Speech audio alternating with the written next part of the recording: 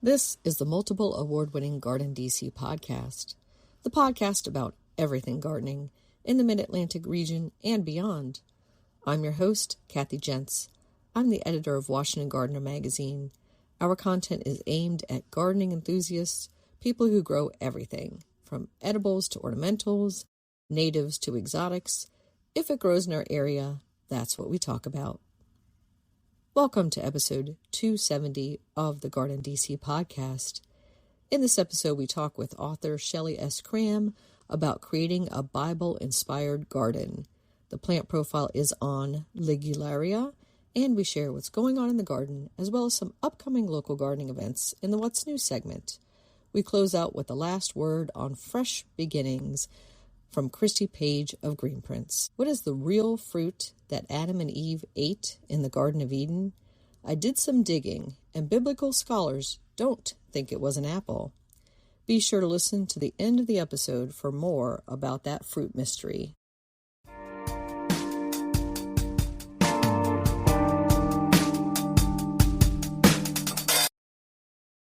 This episode, we're joined by Shelley S. Cram. She is an author and gardener. Welcome, Shelley. Thank you, Kathy. It's so great to be with you. Great to have you on. And we're going to be talking to you all things Bible gardening or biblical gardening or gardening of the Bible. But before we dive into all of that, Shelley, we want to rewind all the way back to baby Shelley and ask, were you born with a green thumb and chlorophyll in your veins? Well, probably. I would say I grew up in Northern California, and so we got to play outside all the time. And I had a gardening great-grandmother and parents who loved adventure and travel and camping and taking us outside and going to the beach and all kinds of things like that. So I think I was destined to be in the dirt, be outside, hear the waves and the birds and the bird song. Yes. So that was California, and I know you're in Texas now. Guide me through that journey, how you ended up in Texas. Yes. Oh my goodness. A wonderful journey. God has brought me to a spacious place of Texas. So even though my husband and I both have roots in California, we've been transplanted here in Texas for 30 years. Over 30 years. All our married life we've been here. We met in college in Colorado, but then got transferred here with his work. And at first we thought, oh my gosh, where are we in Texas? But it has just been a wonderful life here. It's such a friendly place to live. We've really just enjoyed raising our family here. We have 5 native Texans, so we've been here our whole life together. And so all my gardening life really is here in Texas, battling the heat, the soil. It's great. It's great. And did you go to college in Colorado for horticulture or botany or anything related to plants? Nothing related to plants. Isn't that hilarious? My best education came from my high school job. I worked at a florist. And so that was really where I learned about flowers, that was kind of my hands-on botany lesson, was just to learn that there are so many kinds of flowers and, some need lots of water, some don't, some last in the vase, a day, some last 2 weeks, and just the whole gamut. It was very practical education in that regard, but this is my third career, technically, garden writing and gardening. So I always knew I would love to garden because, like I say, my great-grandmother put that passion in my heart, but I didn't think of it as a career until the third career sprouted. But my original degree I had an undergraduate degree in psychology, and then I have a master's degree in architecture. So I did practice architecture for a few years and then stayed home to have our family. And once I raised kids and went to the park every day with them and we, played in the backyard and all that, it was really hard to go back in the office when they grew up and were school age and I was ready to do something. So I was really glad this writing opportunity came around as a surprise, but it kept me gardening and writing about it, which has been a delight. And since most of the GardenDC listeners out there are located in the Mid-Atlantic, although we have listeners worldwide, let's talk a little bit about your current growing conditions in Texas. What's that soil like? What's your USDA hardiness zone? So I am a zone 8, but sometimes a zone 7. And this weekend, we might even go to zone 6. It's been fluctuating for the last few years, but in general, we are zone 8 with the occasional deep freeze. And maybe snow once or twice Christmas, or not Christmas, really February is our snowiest month. But other than that, we really deal with the heat a lot more. And just having a water savvy garden is forever the challenge here in Texas. And our soils, where I am anyway, my soil is heavy clay, horror of all horrors. But even though clay is so much to contend with, it trains you right from the get-go on amending your soil and using lots of compost, lots of humus. So it gives you, it by way of hardship, it trains you in some really good practices. I think you have very similar temperature ranges because we're generally zone 6, 7 here in the mid-Atlantic with touches of 8 as well.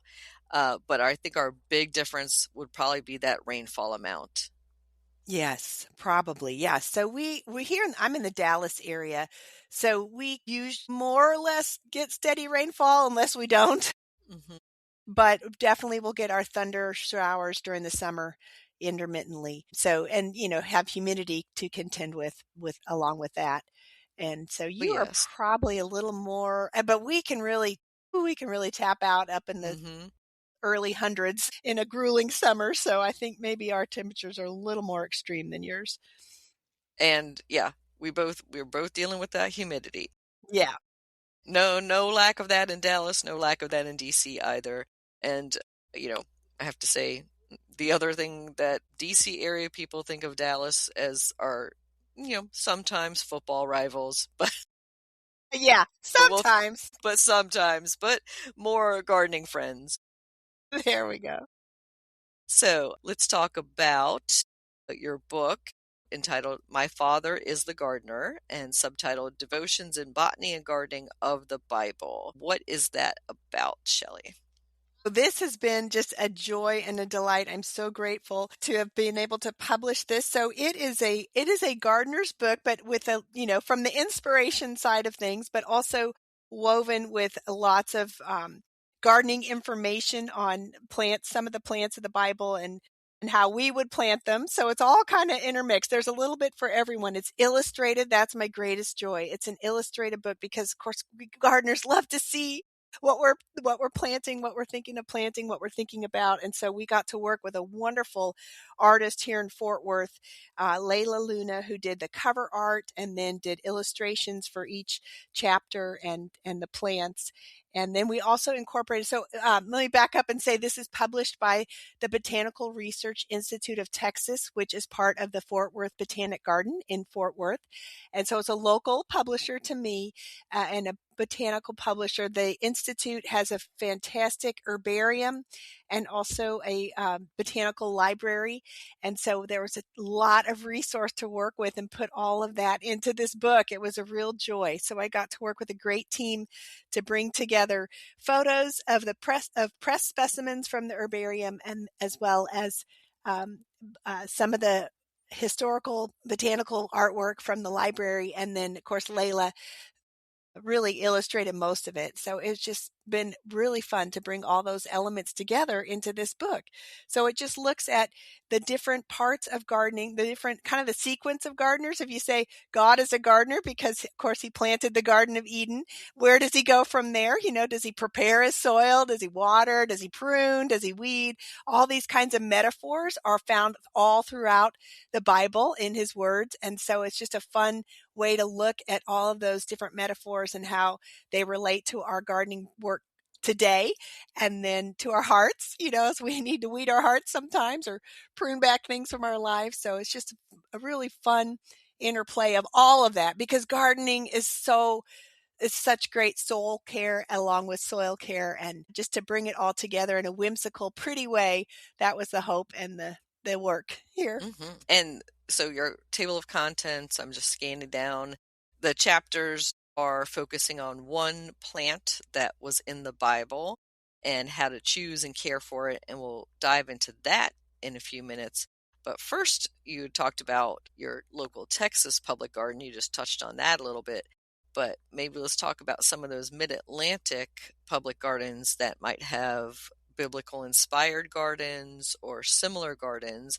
And I think on your website, you keep a list of America's Bible gardens.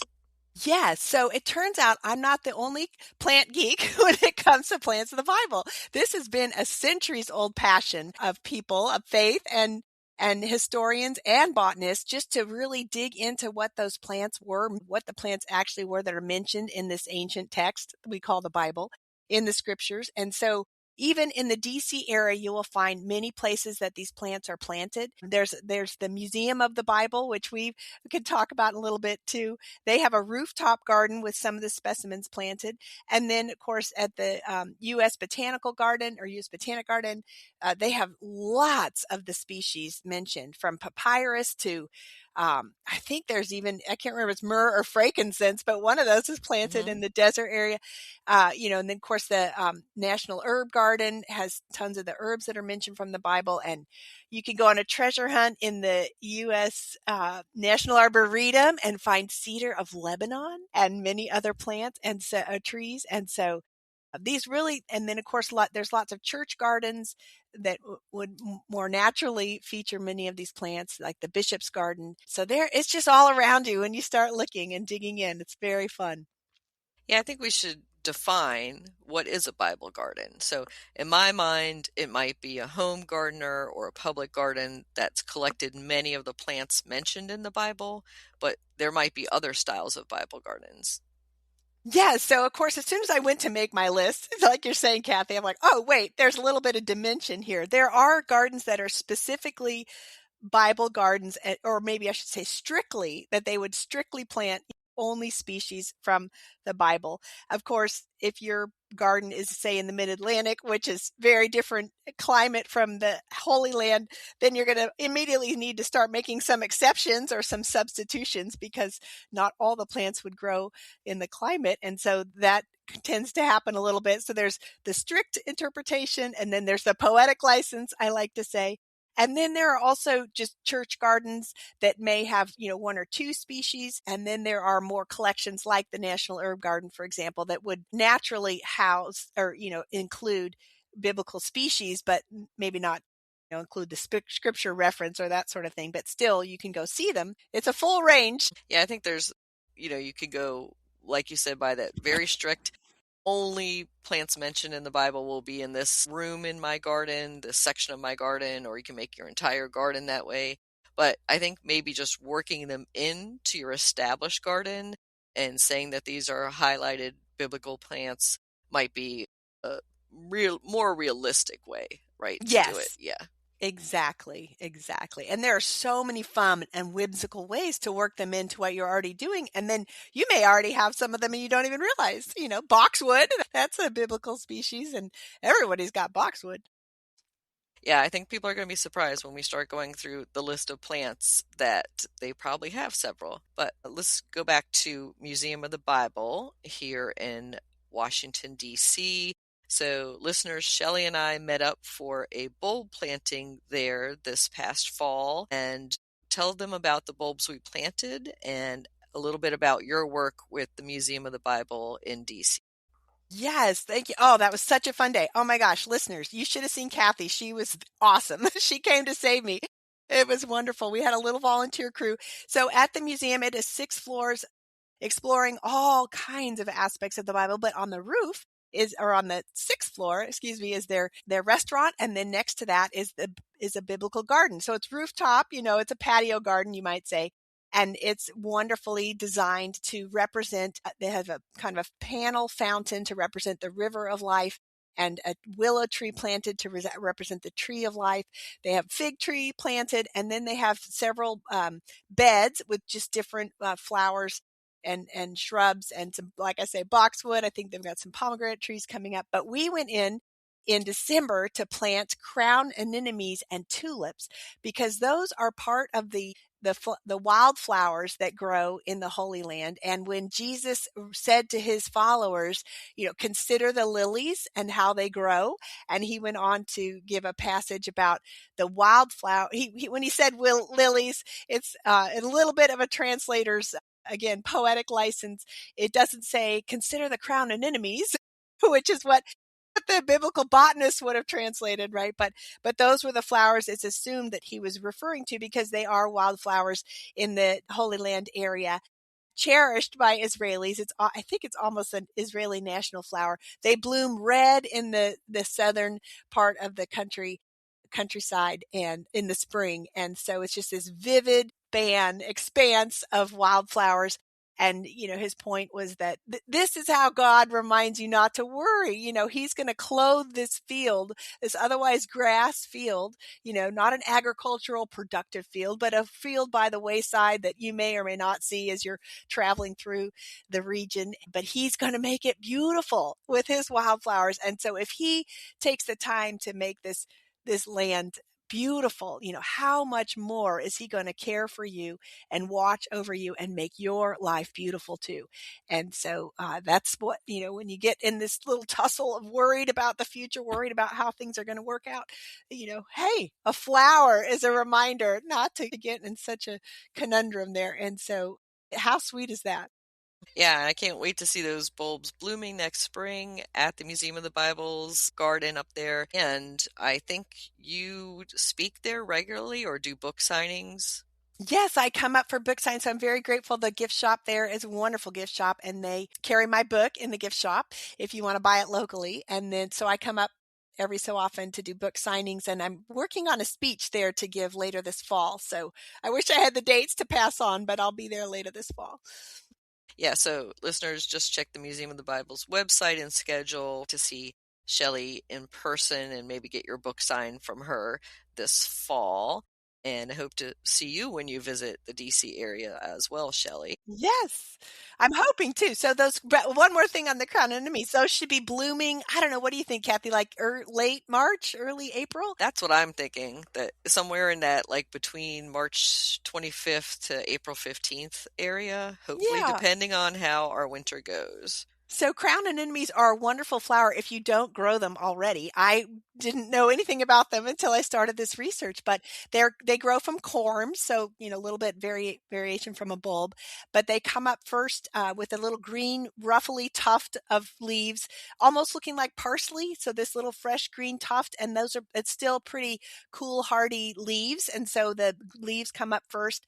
So bringing green to your landscape in the early spring, and then from there, stems of the flowers come up, and there's one flower per stem, similar to other bulbs in that way, but it's kind of like a poppy looking flower. It's got a real dark center, and then they come in red with a little band of white as the flowers open up. They also come in purple. They also come in white. You may be familiar with them. They're a florist, love these flowers too.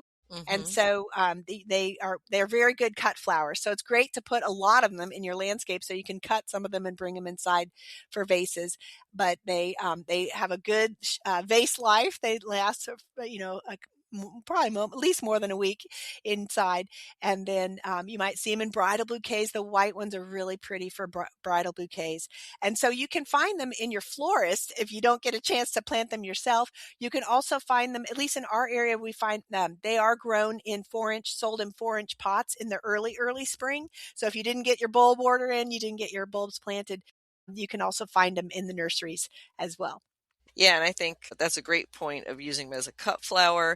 And I know you sourced these bulbs from Brent and Becky Bulbs, who are a great friend of our podcast. And I'll probably put links in their show notes to some of the bulb episodes we've done with Brent of Brent and Becky's Bulbs. Yes, they were the ones that taught me. I've ordered these for years from them. They're my great source for the plants. And you had a great point, Shelley, earlier about Jesus said lilies, but we probably think that he meant these flowers. But using common names in the Bible way before botanical Latin was invented, right? So how do we know that the plants that they were talking about are the plants that we're looking at today? So it's a lot of detective work, and that's one of the funny things about studying this, or fun things, or annoying things, however you want to look at it. But, there are plants in the Bible like olive tree. Okay, that's a pretty basic one, right? But then there's other plants that are mentioned in there more, I guess, by nuance or by description, say the bay laurel tree, crown anemones, for example. So how do we know that, he was really looking at crown enemies. So that's where our detective work comes in, and we rely on our botanists and historians to just know what, taxonomically what was growing in the region at the time. We know where was he standing when he made this proclamation, how, so it takes a lot. And then, oh my gosh, the archaeological evidence still comes in on, pollen grains. They can find pollen grains as they're doing archaeological digs. And so a lot of times that confirms which species it was. And then of course, us horticulturists and botanists love to debate this for years and years. We go back and forth.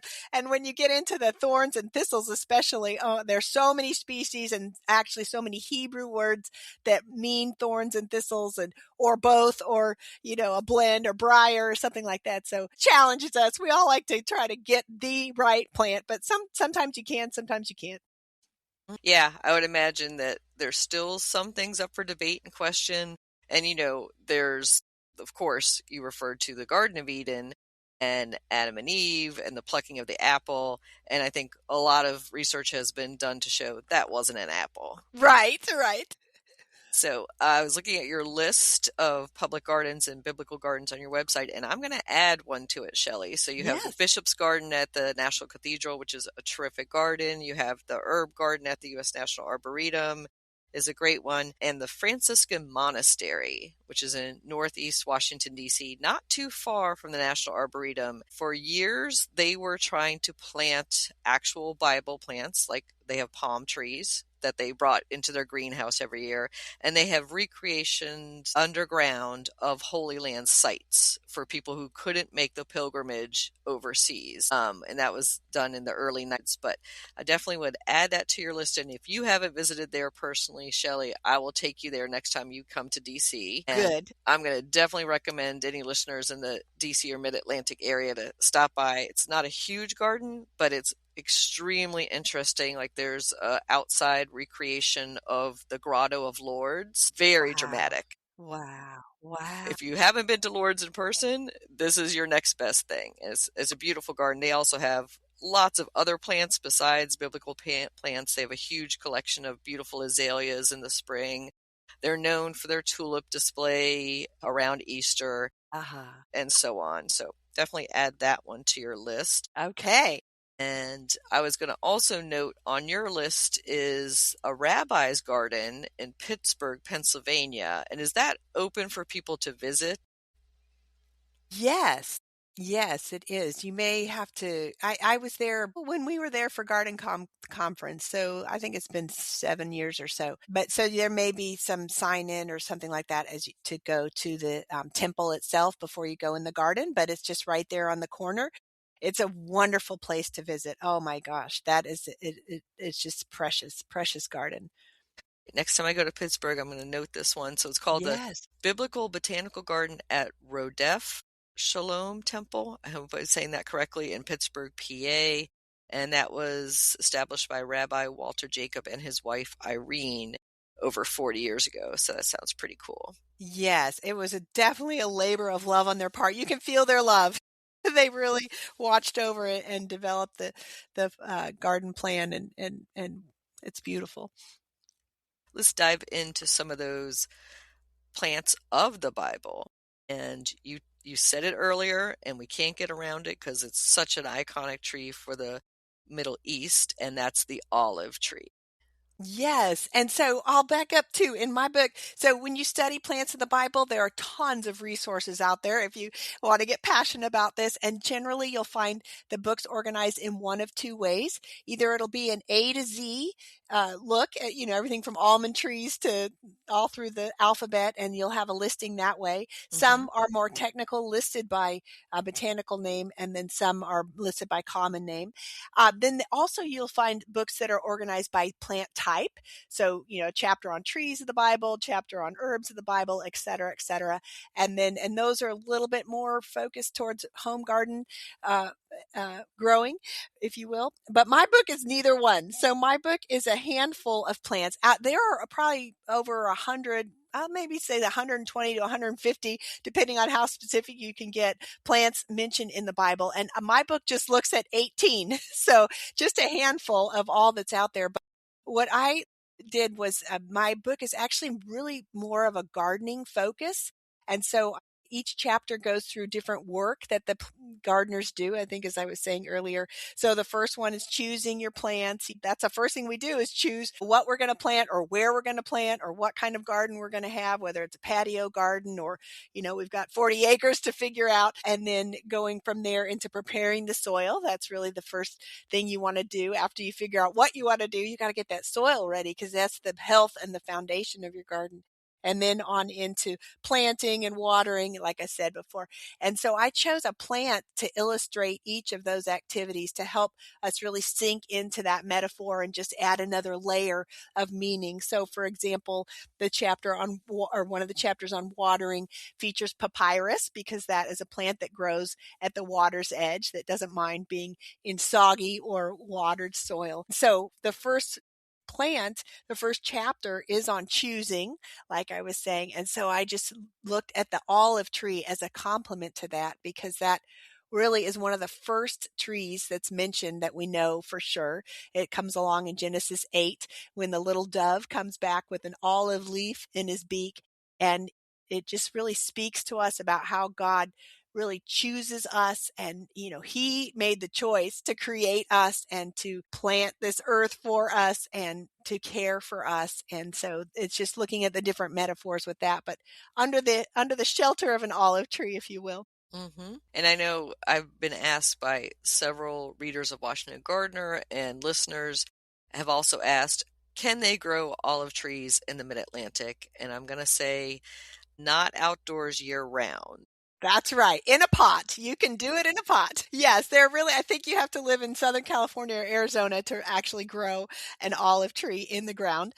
So next time you visit there, make sure to look for those. They're wonderful examples, even in the neighborhoods of Southern California. It's amazing. But for the rest of us, even in Texas, we're going to have to keep it in a pot because when an olive tree does not like to be colder than it really, it'll be okay at 30 degrees, but not happy. It really, anything under 40 degrees, you want to keep it inside. So I grow mine in a pot and I just have a place that I bring it into in the house for the end of December, January, and February.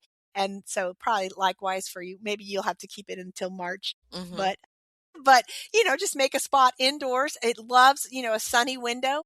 And it will thrive inside as well as outside. Yeah, and if you have a greenhouse, even better. Yes. But yeah, the sunniest, south-facing window you can give it for the winter.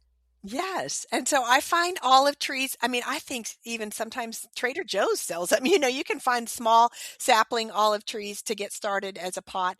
And then I keep mine in a 5-gallon pot, actually like a plastic liner so that it's easier to haul in and out.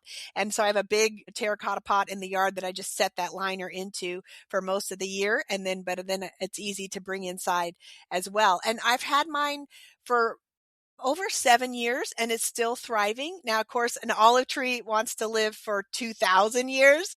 An olive tree will get a big, massive trunk, several feet in diameter. And so it's not going to live forever in your pot. It's, if you'll get a good couple of years out of it.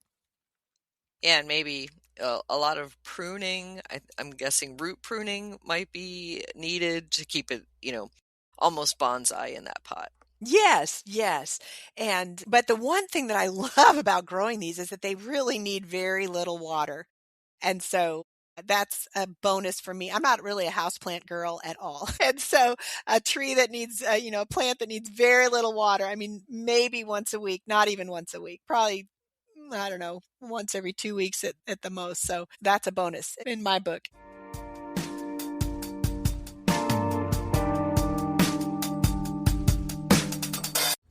GardenDC will be back after this short break. Get low-maintenance alternatives to lawns with Ground Cover Revolution by Kathy Jentz. Reducing the lawn is among the biggest trends in homeownership, with an endless stream of homeowners looking for an eco-friendly alternative to a traditional turfgrass lawn. In the last few years alone, over 23 million Americans converted part of the lawn to a natural landscape, and now they're looking to do even more. The biggest challenge to adopting this new ideal of the perfect lawn? Knowing how and when to replace your turf and which plants are the best ones for the job. Ground Cover Revolution is here with all the answers you need and some you didn't even know you needed. Included are 40 in-depth profiles of plants that are perfect choices for replacing a grass lawn. There are options for sun, for shade, for dry and wet sites, and for various climates around the globe. There are choices that bloom, options that are evergreen, and selections that are deer-resistant. Kathy Jentz has also included an incredibly useful chart that gives you all the specifics on each of the 40 choices for quick reference and to make your ground cover selection process even easier. Whether you want to replace the entire lawn or just reduce the amount of land dedicated to turf, Ground Cover Revolution will help you usher in a new and improved idea of what a beautiful lawn should be. Ground Cover Revolution is available now wherever you buy books, including Amazon.com and Bookshop.org. I had that dream again. My small business needs to hire, but I don't use LinkedIn, and I hire wrong. So then I'm doing IT, and when I go to plug the servers in, they become sentient, and they won't let us access our network unless we forward their chain emails and memes to more and more and more people, and then I wake up. Don't let hiring nightmares ruin your dreams. LinkedIn Jobs' new AI assistant finds and invites best-fit candidates to apply, so you can discover talent you may have missed. Post your job for free at linkedin.com/quality. Start hiring today with LinkedIn.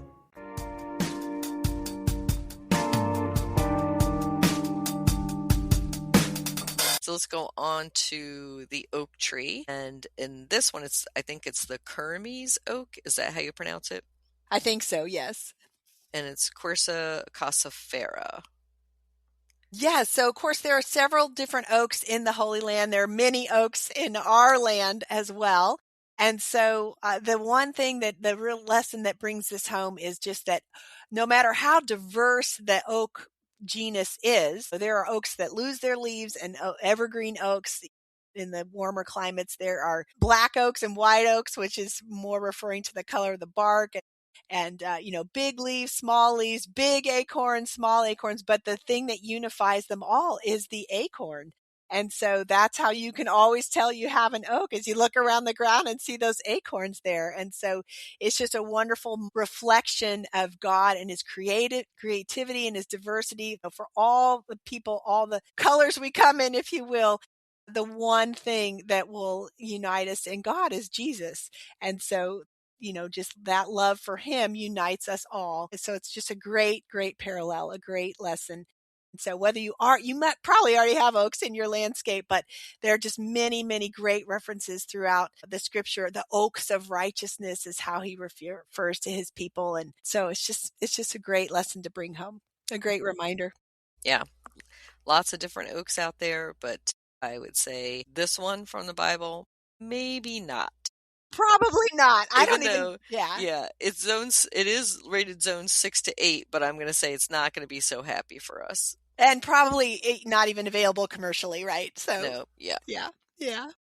So next is not a tree. It's the Syrian thistle. And I don't know about you, Shelley, but for us, thistle is not usually thought of as a plant I want to introduce to the garden. Right, because they can get away from you, can't they?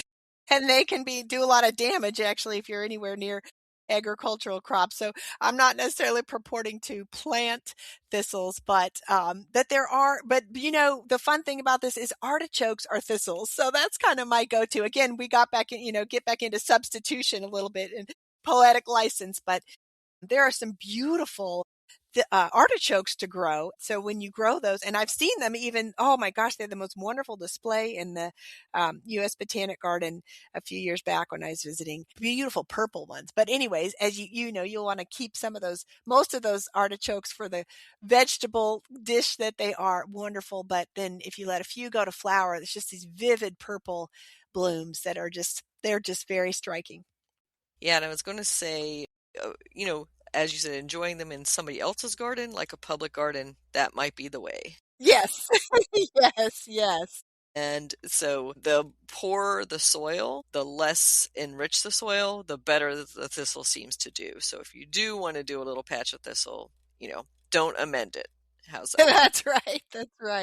That's right. And I was just going to say, it also is full of thorns. And that's probably our next plant we're going to talk about, right, is the crown of thorns. Yes. And so of course, going back to the thistles and thorns, goes back to Genesis 3 and the curse on the land once Adam and Eve turned away from God. And so that, of course, metaphorically, they just represent the work, the toil, the stress, how this wonderful, beautiful, fruit-filled garden became a pain in the back, right? Mm-hmm. He says you're going to toil on the earth and by the sweat of your brow. And so that's what these two plant types represent, is just that struggle, that turmoil. And so you think, well, why would I want to put those in my garden? Just, I don't know. However, that is symbolic to you, but it does represent that God knows the troubles that we go through and the turmoil that we face and what we struggle with. And he's going to bring us through it. So the crown of thorns, again, this is where we get into, trying to find the precise species. These two are more just general worrisome plants, if you will. And the botanists and go back and forth about which one was really here and which one wasn't. But the plant that I feature as the crown of thorns, that one of the most likelies, I'll say, according to the biblical scholars, is the Ziziphus species. And it has, now normally, you see a lot of pictures with Christ, and the crown is just these big spiky thorns. That's how we represent it artistically. But if his crown was made from this tree, the Ziziphus, I think Spina Christi is the Latin name, they're actually very small thorns, but they have a little hook, and you don't see them. They're at the base of the leaves of the plant. So here this plant it's got beautiful shiny leaves and pliable branches, and everything looks great until you start trying to move. They kind of grow in a thicket. So as you're moving through these thorns, the thorns are right there under the leaves, and they just hook into your skin and you don't see it coming. And so it's actually a lot more vicious than those big spiky, we have mesquite trees out here. Man, those spikes are huge, right? You don't want to be poked by those, but you can also see them pretty forthrightly on the tree. So this Ziziphus spina Christi is much more subtle and digging. So it's much more treacherous that way. And, just food for thought. Mm-hmm. Yeah, I'm going to say, again, maybe something for the collector's garden, maybe not something for all of us. Right. But I think we have enough things that we could call a thorned plant, or something with bars on it, or barbs, including our roses, of course. Yes, roses, of course. Yeah, and like the prickers on those. And so we talked a little bit about the bulb, the anemones, but you have another bulb listed, and that's the winter crocus, Crocus hyemalis. Yes, so this is a very specific winter crocus, not really available commercially here, but there are other ones that you can grow that are usually under the name autumn crocus. So we think of crocus in our climate, our country, as the heralds of spring, right? They come in the early spring before the tulips and daffodils usually. But in the Holy Land, these bloom in the fall, or the species that are native to the Holy Land, I should say, bloom in the fall. And so whereas we've been under this cold winter's blast, and we look to the crocus as, yes, spring is on the way, it's the reverse in the Holy Land. They've been under this hot summer without rain. Again, that climate is a rainless summer. And so they've had, the baking sun, no rain, the land is baked and cracked, and hot. And so when this fall rains come, and it, moistens the soil, and that's when the crocus bloom for them. So it's bringing that joy in the fall after you've been hot all summer. So it's a similar, but flipped on us. And so the autumn crocus are just sweet little, just like they're pretty much look like the spring crocus, but sweet little short blooms. I like to put them in pots because they kind of are higher up visually in the garden. And so they kind of will punctuate with a pot of autumn crocus, and they white, purple, some yellow, similar to the spring crocus. So a fun little reminder. And I think we threw a few of those in at the Museum of the Bible planting too. Yes. So definitely check those out. And next on the list is one of my favorites, papyrus. And you had mentioned that earlier as being on the side of wet conditions. It could be a edge plant in your water garden, or you can have like a sunken tub with some papyrus in it. You could even bring it indoors. Although my cats have been known to chew on it, which I'm not too happy. So some of the cultivated ones like baby tut might be more appropriate for the garden than the straight species papyrus, I'm thinking. Yes. Thankfully, that Proven Winners Color Choice, I think it's Color Choice, they have a whole line of papyrus to grow. So that's a lot of fun. Like you say, there's the King Tut, which is the original one that grows maybe 4 to 5 feet tall. And then they have a Queen Tut, I think, and a Baby Prince or something, they step them on down depending on how high. So you can put all of them together for different heights or just one. I have the King Tut actually, and I love it. And I do have to bring it in the winter also. And it does pretty well. I just keep it in a pot again that, I keep them in a pot that doesn't have drainage. And so I've just put peat moss only in the soil and then rocks and, just keep it, it's its own little pond, if you will. And so, because the rest of my garden is not that water needy. And so, but again, they are the most playful plants. I promise you, try this plant for fun. Just put a pot of them somewhere. They've just got these tall fronds. They look like kind of mop heads. They sway in the breeze and they just have a whimsy to them that is really, really fun. I agree. And then, I think it was the story about Moses and the reeds. That's why I always picture it was a bunch of papyrus that, the little baby was discovered in. Yes, they took those stalks, and wove them into a basket and then set him in the papyrus basket along the water's edge. And so it's really just a plant that symbolizes hope all throughout the scripture. And there's different places that it's mentioned. It's mentioned in Job, and there's a couple of stories in Isaiah too. So it's just this kind of theme of hope that goes through because Moses brought such hope to his people. And at a time when the babies were being, he was slated for death, but he escaped by God's grace. And so it's just a story of hope coming through dark times and waterless times, so that's a big metaphor, right? Is to be waterless is to be just, dried out in your soul. Do you ever feel like you just need a watering, right? You need to be refreshed or you need to be revitalized. And so that papyrus kind of stands for all of that metaphor. So our next section of plants are herbs. And I think we're familiar with a lot of these, but maybe not so familiar with the particular kinds that you have in your book. So the first is hyssop. And we have our native hyssops here, but this is Oreganum syriacum. Yeah, so again, here we're going to get technical and rely on our biblical botanist detective work, but it's Syrian oregano, it goes by sometimes, is thought to be the hyssop. So it can be a little confusing because there's also a hyssop officinalis. Mm-hmm. That's how you pronounce it. And then there's also anise or anise hyssop you might have seen as well in your herb garden. And so, but the true biblical hyssop is the Syriacum or Oreganum syriacum.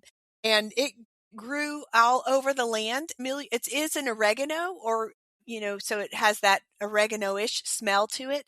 And you can grow it and use it pretty much as you use oregano. It is the main spice in the Middle Eastern spice za'atar, if you're familiar with that spice at all. That's where the green comes from, is those crushed leaves. And so this is a wonderful plant for us. I'm going to bring you one or order you one, Kathy, to see how it grows for you, because here for me, it's a wonderful perennial in my herb garden. It's got big, soft leaves. It stays pretty low to the ground, but it will survive a freeze. And I think that it will survive even a zone 7 deep freeze. I think I'm going to find out this weekend because we're going to get one of those. Mm-hmm. But it stays perennial for me, warm, soft green leaves all winter long. So it's nice in the landscape. And where other herbs might die back, this can kind of anchor your herb garden throughout the season. But then in the summer, if you let it go to flower, it rises up to 2 or 3 feet tall, and the tips of the branches are covered in little white flowers, similar to thyme flowers, if you've ever let your thyme go to flower. But the bees love it. And so this is such a fun plant to have in the landscape because it brings 2 messages home, right? First of all, when David wrote about this plant, he said, "Cleanse me with hyssop and I will be clean. Wash me and I'll be whiter than snow." Well, these little flowers with these little snowflake-like flowers. And so you're thinking, wow, David really knew what he was talking about. He's probably sitting there looking at the hyssop right as he wrote it, right? So it has that little horticultural hint to it that it really brings it home, really anchors it, grounds it, if you will. But then the bees love it. So if this was a native plant to the Holy Land, and God called the Holy Land, land of milk and honey that he was bringing his people to. And so you're looking at this going, okay, these bees are definitely making lots of honey. This would be definitely a land full of milk and honey, because this plant was growing everywhere and it would have been covered with the honeybees. So again, another way just to let that poetry of the scriptures come into your heart. And here's a funny side story. We have had hyssop in our yard for quite a while. We ended up with a beehive in our house. Whoa. This is a warning. Make sure your wood siding is all sealed off, people, before you start with, and with all the pollinator gardens. I'm sure I'm not the only one that have had this issue, but we had a little crack in our, a little way through our some wood siding on the backside of our house. Those bees slipped up in there and had a huge hive. And so we had to have a beekeeper come and cut it out. But then we got the honey. So that was fun. Well, I would say the bees were happy, but maybe not you. Right. So be warned. Be warned. So our next few plants we'll lump together as the edible biblical plants. So you have cucumber, leeks, onions, and garlics, all of which I think many of our listeners have grown and would be familiar with. But it's wonderful to think of them also as biblical plants. Yes. So these all are mentioned in one verse in Numbers 11:5, where the Israelites have been delivered from Egypt and they're on the way to their promised land and life is good, right? Except for that they have to wait and they have to wander through the Sinai desert, and they are fed manna every day, which of course was this supernatural or mysterious, perfect food. They weren't necessarily hungry, and they were, it was nutritious in every way, this godly bread from heaven. But I guess it got a little boring. They started thinking about, back to all the lavish food they ate in Egypt. Never mind that they were slaves in Egypt, but, this lavish spread of cucumbers, melons, leeks, onion, garlic. So the food had been, flavorful and tasty and had this variety. And so they were getting a little bored, which led to whining, which leads to another great plant in the landscape to remind us that, cultivating a whining attitude, a wailing attitude, crying over those onions is not a good way to live, while you're waiting for your promises to come true. So it's very fun. And leeks, onion, and garlic grow. I think they are great plants to grow yourself, because of course you can grow them organically very easily. And they're, for the most part, pest free. But the flavor is just, you think leeks, onion, garlic, they are already flavorful enough, but you just mark my words, we'll grow them in your own landscape. And there's even a depth of flavor that comes from your own home garden. It's just unmatchable. It's matchless. It's fun. So true, Shelley. And so we'll wrap up with the last couple of plants. We're not go into all the plants in your book, so people will have to purchase your book to learn about the rest of them, but let's talk about wormwood and then myrtle trees. And wormwood, Artemisia judaica. A lot of people might be familiar with Artemisia, our ornamental version, and a couple different versions. But I have to say, Shelley, I have a huge cautionary tale. Yes. About introducing this plant to your herb garden, because it will soon take over the world. Okay, so that's which one of the Artemisias, right? Yep. Yes. So we grow Poas Castle. It's a cultivar down here in our Texas area. I think I've seen it up your way. But then there's also, that's sold under the name Artemisia here. And then where you are, I think there is varieties that are called either southernwood or wormwood by common name. Anyway. And so, yes, on the one hand, they really grow and spread, so they can be a lovely ground cover. I guess your climate, they get a little out of control. Here, they're pretty well controlled. I think but it sounds like it's a good caution where you are. I mean, if you don't get every tiny little bit of the tiny filigree roots out of the ground, it just comes roaring back. And I've shared it. I've had herbalists come over and just take a whole section and dig a whole section or just harvest a whole section, and then the next year it's back. Wow. If Yeah. you have wormwood here, you're probably going to have it again. It does have some wonderful uses medicinally and herbally. And if you saw the recent movie Hamnet, there are many, many references to Artemisia in that movie. Okay, and so I do include it in the chapter on weeding, which is just a Mhm. perfect illustration, right? But weeding is it's just a forever practice. I mean, think of all the ways that we creatively gardeners try to get around the practice of weeding, right? We do mulch and, then landscape fabric and just everything you try to do to not have to weed. But guess what? You're just always going to have to weed. You're just always, it's just a diligence. And it's a great, spiritual metaphor too, because we're always going to be on guard against negative thoughts, negative thinking, bad attitudes creeping into what we're trying to accomplish. I mean, so it's just God's way of warning us, like, no, there's a diligence here that is required for a productive life. That's just the way it is. So let Artemisia remind you of that. And so let's wrap up with myrtle, and that is not the crepe myrtle, correct, Shelley? Yes, I love to present this plant because we are very familiar with the crepe myrtle. Now, the crepe myrtle, interestingly, is in the pomegranate family. So it's also cousins to henna.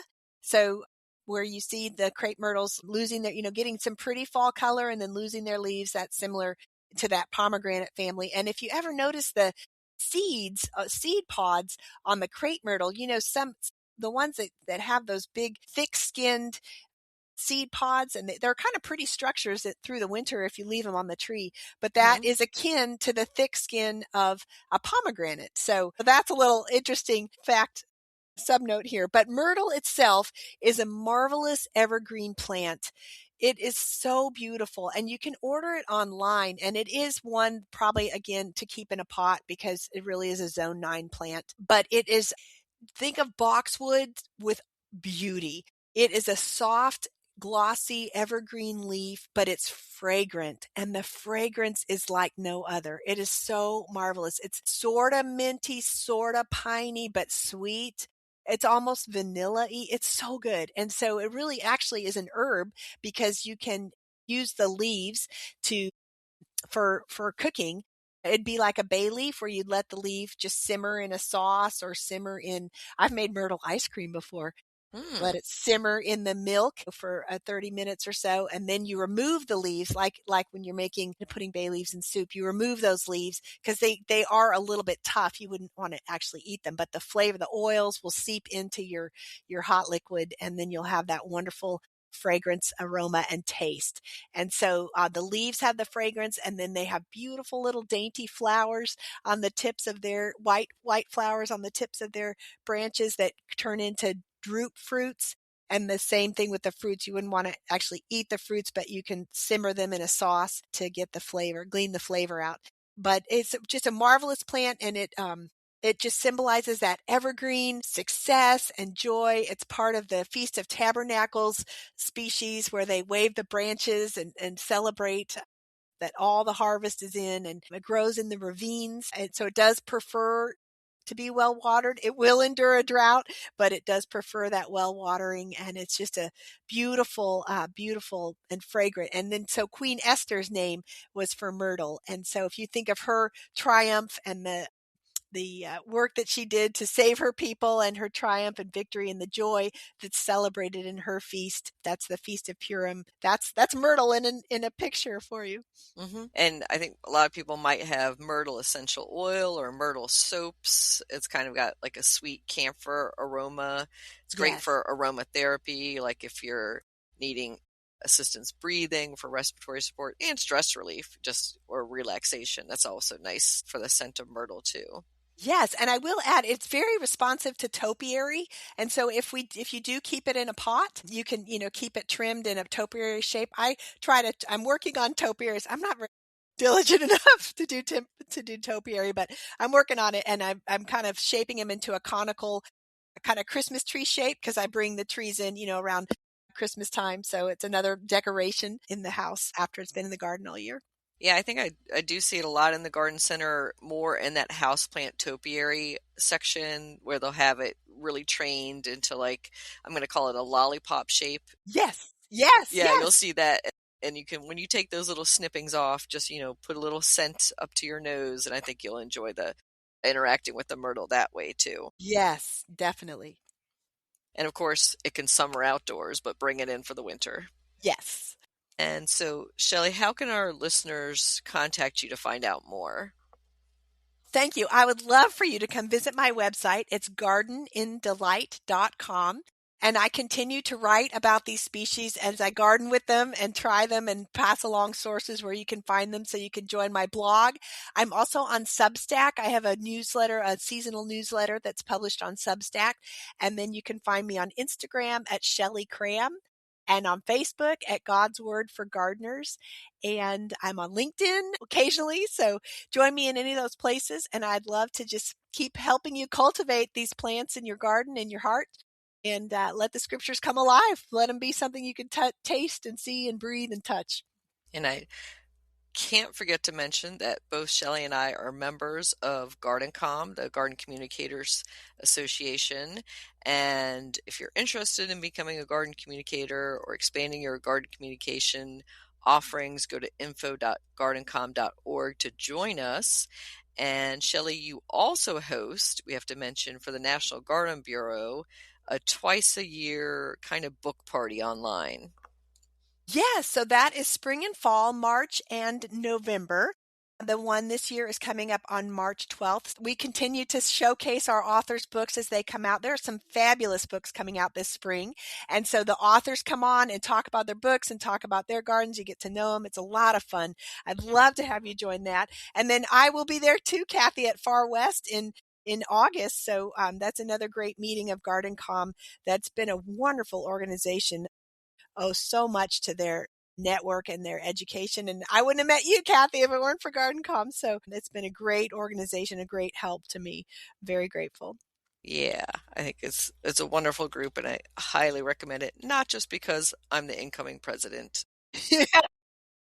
But for those interested in those authors talk book parties, go to National Garden Bureau and check those out. And you can sign up. Those are free. And if you miss one, they're posted to the YouTube channel for the National Garden Bureau as well. So you can check out those past book parties as well. And if you love books about gardening and learning more about the authors behind them, that's a fun series to watch on YouTube when you get a chance.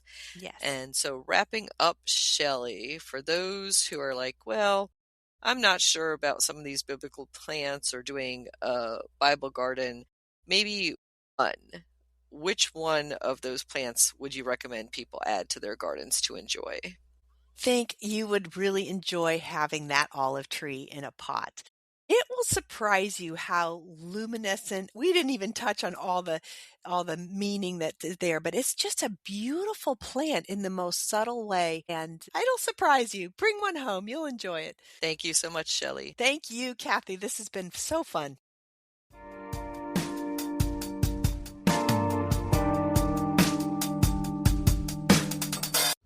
GardenDC will be back after this short break. In the book The Urban Garden by Kathy Jentz and Terry Spate, you'll find dozens of inspiring and creative ways to grow flowers, shrubs, vegetables, herbs, and other plants in small spaces and with a limited budget. Whether you want to grow on a balcony, rooftop, front stoop, or a tiny urban patio, turn your growing dreams into reality and build a gorgeous and unique garden that showcases your personal style while still being functional and productive. With the genius ideas and resourceful tactics found here, you'll be maximizing yields and beauty from every square inch of your space. No matter what you grow, the 101 amazing growing ideas found in the urban garden will turn your tiny urban yard into a treasure trove of green you'll be proud to share with family and friends. Buy your copy today at your local retail bookseller or order it online now at Amazon.com or bookshop.org. This episode is brought to you by FX's The Beauty Official Podcast. Join host Evan Ross Katz on the official podcast for FX's hottest new series, The Beauty, taking you behind the scenes with its amazing stars as they discuss the show's most jaw-dropping moments. Featuring Evan Peters, Anthony Ramos, Jeremy Pope, Ashton Kutcher, Rebecca Hall, Bella Hadid, Megan Trainor, Isabella Rossellini, Jessica Alexander, and Ari Grainer. Search FX's The Beauty wherever you listen to podcasts.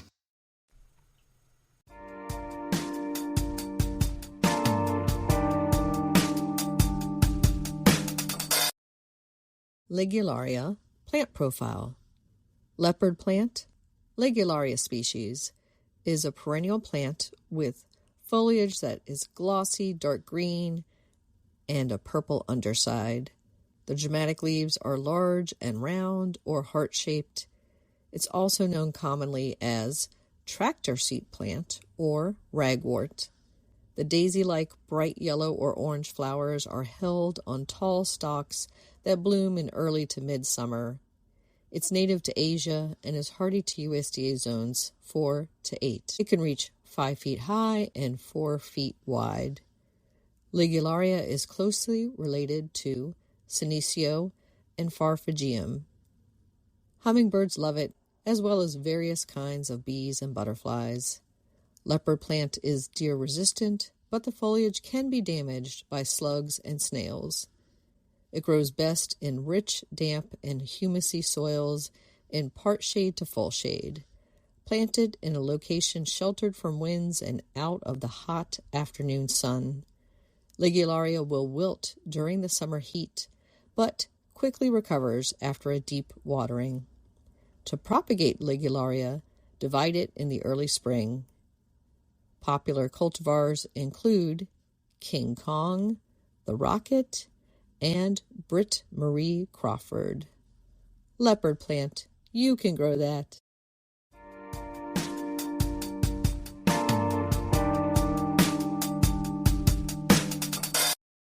What's new in the garden this week? Well, I'm enjoying the early season blooms of some tiny snowdrops in my garden. In the garden tips that we shared on our social media this week, we shared some lesser-known horticultural vocabulary terms, including that arachnoid means cobwebby from being covered with fine white hairs. For example, the fuzzy foliage you might find on the Gazania species. In local gardening events, you might want to attend our upcoming seed exchanges. Our first is on Saturday, January 1st from 12:30 to 4 p.m. on National Seed Swap Day at Brookside Gardens in Wheaton, Maryland. To register for that, go to eventbrite.com and or washingtongardener.blogspot.com. And on Saturday, February 7th, from 12:30 to 4 at Green Spring Gardens in Alexandria, Virginia is our second seed exchange. Again, you can register for that at eventbrite.com or through our website. And the Hyattsville Horticultural Society will hold its 14th annual seed sale on Saturday, February 7th from 10 to 3 p.m. The venue is on the ground floor multipurpose room in the Hyattsville, Maryland Municipal Building on Gallatin Street. And finally, the DC Urban Gardener Network, DUG, is hosting online courses throughout the 2026 growing season to teach everything needed to successfully grow food in DC. The first urban growing course, Planning and Building Gardens, is open for registration. You can find that at eventbrite.com. The courses start on February 3rd and run through March 24th.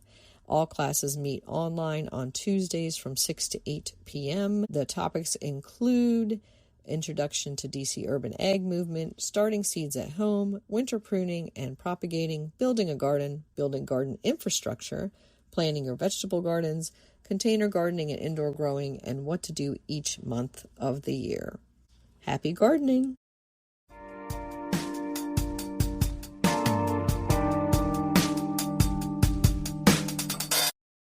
This is The Last Word with Christy Page at Food Gardening Network with Fresh Beginnings by Dawn Nicholas. When it comes to improving your health, the solution often lies in the produce aisle, or better yet, your own backyard. Fresh natural foods have been celebrated for their ability to nourish our bodies while keeping us feeling light, energetic, and vibrant. Compared to processed foods, which often sneak in excess sugar, unhealthy fats, and mysterious ingredients, whole fruits and vegetables provide a burst of natural flavors, essential nutrients, and a sense of accomplishment when you know they came from your garden. Processed foods may be convenient, but they often come with hidden calories and a lack of fiber, making it easier to overeat and harder to feel satisfied. On the other hand, fruits and vegetables are nutrient powerhouses packed with vitamins, minerals, antioxidants, and water content that helps you feel full without weighing you down. Studies have shown that diets rich in fresh produce can reduce the risk of chronic diseases and help maintain a healthy weight. When you're looking to lose weight and feel great, not all produce is created equal. Here are some stars to add to your diet. Leafy greens such as spinach, kale, and Swiss chard are low in calories and high in fiber, making them excellent for salads or smoothies. Vegetables such as broccoli, cauliflower, and Brussels sprouts are nutrient-dense and versatile in recipes. Berries, like blueberries, raspberries, and strawberries, are sweet treats packed with antioxidants and low in calories. Citrus fruits, like oranges, grapefruits, and lemons, are refreshing and help curb your sweet tooth naturally. Root vegetables, like carrots, beets, radishes, they add crunch and color while delivering vitamins and minerals. And don't forget herbs like basil, parsley, mint. They're perfect for enhancing flavor without adding calories. Gardening is a fantastic way to get a little exercise while growing your own fresh produce. Whether you're planting a backyard garden, experimenting with container plants on your balcony, or trying your hand at hydroponics indoors, there's no shortage of options to suit your lifestyle. Gardening connects you to the earth, encourages mindfulness, and gives you control over what goes on your plate. Plus, there's nothing more satisfying than eating a salad you grew yourself. Did you know that nearly 70% of Americans are trying to eat more fruits and vegetables? The rise of farmers markets, community-supported agricultural programs, and even urban rooftop gardens show that we're becoming a nation of health-conscious foodies. And here's a quirky tidbit. Eating more vegetables is linked to increased happiness. So yes, a carrot a day really might keep the frown away. So are you ready to dig in? Literally, growing more of your own fruits and vegetables is easier than you think, and the rewards are sweeter than any candy bar. This has been The Last Word by Christy Page at foodgardening.com.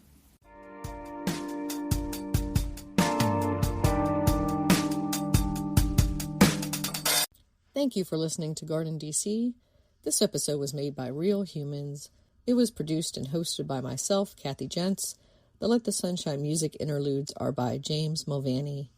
If you like this episode, you may also enjoy listening to GardenDC Podcast Episode 137, Into the Heart of the Garden, and Episode 127, Unusual and Specialty Flower Bulbs. You can become a listener supporter by going to the link in our show notes. Another way to support this podcast is to subscribe to our monthly digital publication, Washington Gardener Magazine. To do so, go to WashingtonGardener.com or WashingtonGardener.blogspot.com. You can find Washington Gardener on Twitter or X, Instagram, Threads, Blue Sky, and Pinterest at WDC Gardener, and on Facebook at Washington Gardener Magazine. And be sure to leave us a 5-star review on your favorite podcast listening app. Please take a moment to share us on social media with hashtag GardenDC and with your gardening friends so other gardeners can find us too. So, what is the actual fruit that Adam and Eve ate in the Garden of Eden? The Bible doesn't specify what fruit they ate, only calling it the fruit of the tree of the knowledge of good and evil, but tradition, especially in Western art and folklore, widely depicts it as an apple, partly due to the fact that the Latin pun is malus for the name of apple, means both evil and apple. Biblical scholars, though, think it was actually a fig, as fig leaves were used to cover Adam and Eve after they ate the fruit.